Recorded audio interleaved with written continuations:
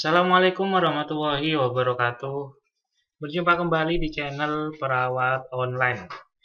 Pada kesempatan kali ini kita masih membahas mengenai latihan soal ya P3K Perawat. Nah, di kesempatan kali ini kita akan khusus spesifik lebih membahas latihan soal mengenai kompetensi manajerial. Nah, karena juga tidak kalah pentingnya kita bisa lulus passing grade dari soal bagian kompetensi manajerial. Nah, bagi teman-teman yang baru menemukan channel ini, jangan lupa klik subscribe dan aktifkan loncengnya supaya teman-teman selalu update video terbaru dari channel kami. Oke, langsung saja kita mulai latihan soal pada kesempatan kali ini. Soal pertama, atasan Anda menugaskan Anda membuat sebuah tim untuk menyelesaikan sebuah masalah pekerjaan di kantor Anda. Tetapi di kantor Anda terdiri dari orang-orang dari berbagai macam latar belakang suku yang berbeda dengan Anda. Bagaimana sikap Anda? Opsi A, membuat sebuah kelompok yang solid dari orang yang sepahaman dengan saya karena kekompakan itu penting. Opsi B, memilih orang dari berbagai latar belakang agar tidak ada kecemburuan sosial. Opsi C, memilih orang dari berbagai latar belakang yang berbeda agar dapat memperoleh bermacam saran dan masukan. Atau opsi D, membuka kesempatan bagi siapapun yang memiliki kemauan dan kemampuan bekerja tim tanpa membedakan latar belakang. Nah, oke, ini jadi berhubungan dengan kerja sama ya. Topiknya di sini adalah kerja sama. Nah, kira-kira mana jawaban yang memiliki poin paling tinggi dari kasus nomor 1 ini? Langsung saja kita lihat jawabannya. Jadi jawaban yang tepat adalah opsi D ya, yang mendapatkan skor 4 di sini ya. Nah, membuka kesempatan bagi siapapun yang memiliki kemauan dan kemampuan bekerja tim tanpa membedakan latar belakang. Nah, di sini adalah topiknya adalah berhubungan dengan kerjasama dan pengambilan keputusan ya, karena di sini Anda juga ditugaskan menjadi ketua tim. Nah, bagaimana keputusan Anda? Nah, jadi opsi yang paling tepat adalah yang opsi D. Nah, bagaimana kita mampu ya untuk memimpin dan mengendalikan tim demi tercapainya target yang telah ditetapkan. Nah, kita lanjut ke soal berikutnya. Hari ini adalah hari pertama Anda bekerja di puskesmas. Anda adalah bertugas di meja depan yang kontak langsung dengan masyarakat atau pasien yang berkunjung. Saat Anda sedang melayani pendaftaran pasien, tiba-tiba ada pasien dengan kondisi gawat darurat, korban kecelakaan lalu lintas yang terjadi dekat dengan lokasi puskesmas, sehingga tidak bisa diantar oleh masyarakat ke rumah sakit yang jaraknya cukup jauh. Bagaimana Anda menyikapi hal ini? Opsi A, mendahulukan pasien yang sedang daftar di loket Anda. Opsi B, mendahulukan pasien dengan kondisi gawat darurat dengan meninggalkan antrian pasien. Opsi C, mendahulukan pendaftaran pasien gawat darurat dengan memberikan pengertian pada pasien lain yang sedang antri. Opsi D, mendahulukan pasien gawat darurat dengan segera mengarahkan pasien ke ruang pelayanan darurat dan Anda dapat melayani pasien antri. Nah, kira-kira mana jawaban yang memiliki poin tertinggi dari kasus ini? Oke, langsung saja kita lihat kunci jawabannya. Nah, jadi jawaban yang memiliki poin tinggi yaitu ada di opsi D ini ya. Nah, opsi D memiliki poin atau skor 4, yaitu mendahulukan pasien gawat darurat tadi dengan segera mengarahkan pasien ke ruang pelayanan darurat. Kemudian baru Anda dapat melayani pasien yang antri tadi. Jadi soal ini topiknya berhubungan dengan komunikasi dan pelayanan publik. Nah, bagaimana kita ASN nantinya harus mampu melayani masyarakat dengan pelayanan yang maksimal. Oke. Kita lanjut ke soal selanjutnya. Seorang pelanggan mengeluhkan adanya kerusakan pada barang yang ia beli kepada Anda. Anda sudah mengecek berkali-kali barang tersebut sebelum mengirimkannya. Akan tetapi, pelanggan tersebut tetap tidak mempercayai Anda dan mengklaim bahwa Anda telah menipunya dengan mengirim barang yang rusak. Apakah yang akan Anda lakukan dalam situasi ini? Opsi A, memutus kontak dengan pembeli tersebut karena kerusakan barang terjadi setelah barang sampai kepada konsumen. Opsi B, meminta konsumen untuk mengirimkan bukti kerusakan barang tersebut dan mengecek kembali prosedur pengiriman. Opsi C, mengganti barang tersebut dengan yang baru. Atau yang D, meminta konsumen untuk memberikan biaya tambahan agar dapat digantikan dengan barang yang baru. Oke, jadi dalam kasus ini di mana ada seorang pelanggan yang komplain terkait tentang ternyata barang yang dikirim itu sampai dalam keadaan rusak. Nah, kira-kira apa yang akan Anda lakukan?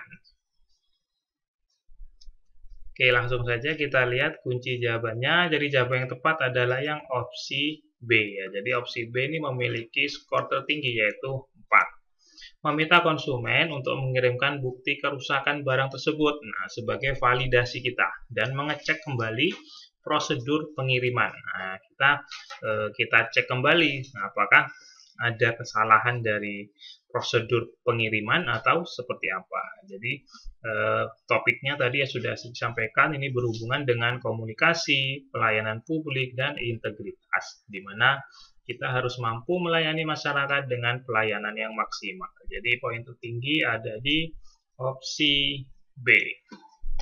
Kemudian disusul opsi C dengan poin nomor 3 ya.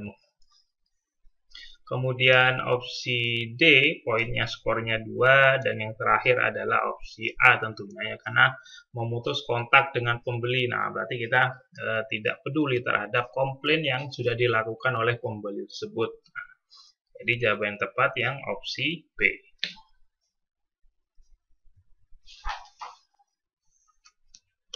Kita lanjut ke soal berikutnya. Apa yang akan Anda lakukan jika ada pelanggan yang bertanya secara detail mengenai barang yang Anda jual selama kurang lebih 1 jam, namun kemudian memutuskan untuk tidak membeli? Nah, opsi A, menanyakan kembali apa yang sebenarnya dicari oleh pelanggan dan menjelaskan keuntungan yang akan diperoleh jika membeli produk tersebut. Opsi B, merasa marah karena 1 jam bukan waktu yang singkat. Opsi C, menawarkan barang lain yang mungkin cocok dengan selera konsumen tersebut. Atau opsi D, tetap berusaha menjelaskan keunggulan produk sampai konsumen tersebut membelinya. Nah, ini seringkali kita dapati ya, karena customer pastinya memiliki berbeda karakter. Nah, kadang-kala ada suatu pelanggan atau customer yang datang, dia hanya tanya-tanya, ternyata ujung-ujungnya tidak membeli. Kira-kira apa yang akan Anda lakukan?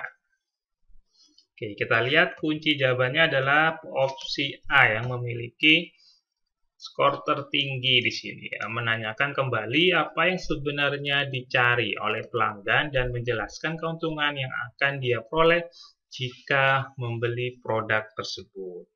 Nah, berhubungan dengan pelayanan publik ya. Jadi bagaimanapun karena customer itu adalah raja, nah, jadi entah bagaimanapun watak sifatnya, maka kita harus tetap melayaninya. Nah, jadi topiknya di sini berhubungan dengan pelayanan publik. Nah, kemudian disusul oleh opsi C yang mendapatkan skor 3, kemudian opsi D skor 2, dan yang terakhir adalah opsi B skor 1 ya. Opsi B jelas paling jawaban yang paling jelek ya, karena merasa marah karena 1 jam bukan waktu yang singkat. Nah, bagaimanapun kita tidak boleh marah kepada pelanggan atau customer yang datang kepada kita.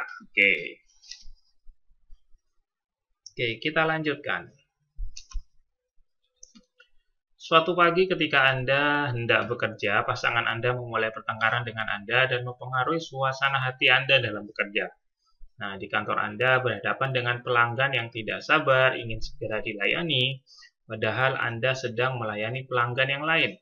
Dalam situasi ini, Anda akan opsi A, kesal, karena seharusnya pelanggan tersebut dapat menunggu. Opsi B, marah. Saya harap pelanggan dapat mengerti situasi dan kondisi saya. Opsi C, menahan emosi saya dan memintanya untuk menunggu giliran. Opsi D, menginfokan berapa lama waktu yang dibutuhkan untuk menunggu, dan apabila ia masih bersikeras, saya akan menegurnya dengan baik. Nah, kira-kira apa yang akan Anda lakukan jika dihadapkan dengan situasi seperti ini? Nah, ini topiknya berhubungan dengan pelayanan publik. Nah, bagaimana kita dituntut untuk memberikan pelayanan yang maksimal, apapun kondisi yang terjadi pada kita. Jadi namanya customer, namanya pelanggan, atau namanya masyarakat nantinya yang akan kita diberikan pelayanan, maka kita harus memberikan pelayanan yang maksimal.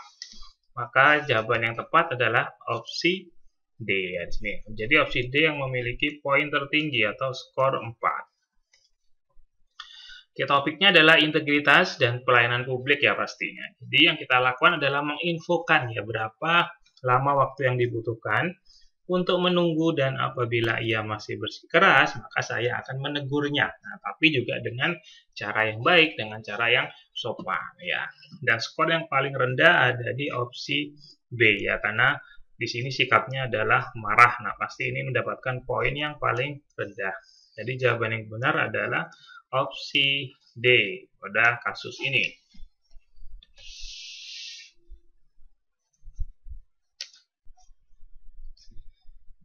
Oke, ini ada info menarik bagi teman-teman yang sedang mempersiapkan ujian P3K untuk formasi perawat ya, baik yang D3 maupun yang NES. Nah, di sini dari Sakti Institute mengadakan kelas online untuk persiapan P3K perawat, terdiri dari 3 pilihan kelas. Yang pertama ada kelas mandiri. Nah, di sini ada beberapa fasilitas yang ada di layar ini ya, untuk fasilitas dari kelas mandiri, di mana kelas mandiri itu tidak didampingi mentor ya. Jadi teman-teman belajar mandiri dengan fasilitas yang sudah kami sediakan. Ada latihan soal di sana, ada e-booknya juga, ada beberapa video materi dan video latihan soal. Pilihan kelas selanjutnya adanya kelas ekspres ya teman-teman. Kelas ekspres itu kita belajar dengan didampingi mentor. Nah, di sini termasuk metode privat ya.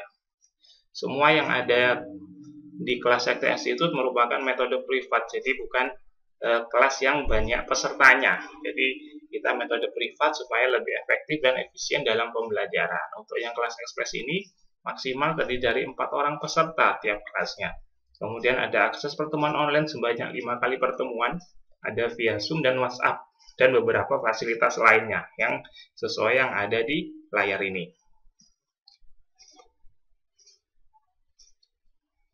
Nah, pilihan kelas selanjutnya ada kelas privat. Nah, kelas privat itu lebih privat, namanya saja privat ya, berarti di sini maksimal hanya 1 peserta. Jadi 1 peserta akan didampingi oleh 1 mentor. Nah, ini benar-benar privat. Nah, jadi 1 peserta 1 mentor. Kemudian ada sebanyak 10 kali pertemuan, ada via Zoom dan juga via WhatsApp, dan ada juga dilengkapi fasilitas dari video YouTube. Dan kemudian ada beberapa fasilitas lainnya sesuai yang ada di layar ini. Nah, untuk lebih lengkapnya teman-teman bisa cek link aja yang ada di deskripsi video ini.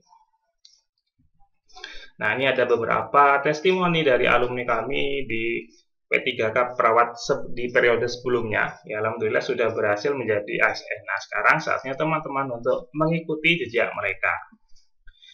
Baik, sekian untuk video pembelajaran pada kesempatan kali ini. Saya akhiri, semoga bermanfaat teman-teman semua.